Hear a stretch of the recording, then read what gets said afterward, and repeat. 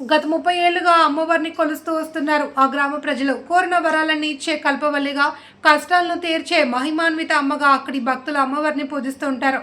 ఏటా ఫిబ్రవరి మాసంలో GVMC 70వ ward LPS నగర్లో కొలువై ఉన్న సత్యమాంబ అమ్మవారి జాతర తీర్థ మహోత్సవాలు అంగరంగ వైభవంగా నిర్వహిస్తున్నారు. తెల్లవారుజాము నుండే తల్లిని దర్శించుకునేందుకు భక్తులు బారులు తీరారు. అమ్మవారి దర్శనానికి ముందు ఆలయం వెనుక భాగాన ఉన్న వేప చెట్టు వద్ద ప్రదక్షిణ చేసి అక్కడే పసుపు కుంకుమలు సమర్పించి ఆ తర్వాత అమ్మవారిని దర్శించుకోవడం ఆనవాయితీగా వస్తోంది.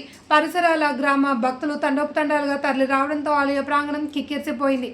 గ్రామ కమిటీ ప్రతినిధులు కోయిలాడ శంకర్రావు, గాది రాజు, కృష్ణంరాజు, పీబీఎల్ మూర్తి, కర్రీ శ్రీకాంత్, పెదిరెడ్ల రవి, జగదీష్, కనకరాజు, ప్రగడ, పైడి నాయుడు, బత్తలహరి, గంట జగన్నాథం తదితరులు పాల్గొన్నారు.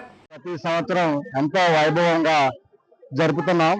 అయితే అది మా గొప్పతనం కాదు, మాకు అమ్మవారి దయ ఉండబట్టే మేము ఈ కార్యక్రమం ఇంత విజయవంతంగా చేయగలుగుతున్నాం.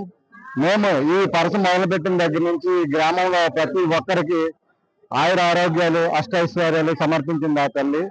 ఇలాగే ప్రతి సంవత్సరం మేము జరుపుకోవాలని, అలాగే ఇక్కడికి వచ్చిన భక్తులందరూ సుఖంగా వాళ్ళకి ఆయుర ఆరోగ్యాలు కలగాలని మనస్ఫూర్తిగా కోరుకుంటున్నాం.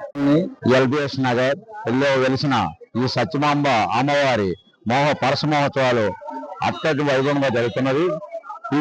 ఈ అమ్మవారిని మేము గత 40 సంవత్సరాలుగా మా గ్రామ పండుగగా జరుపుకుంటున్నాము.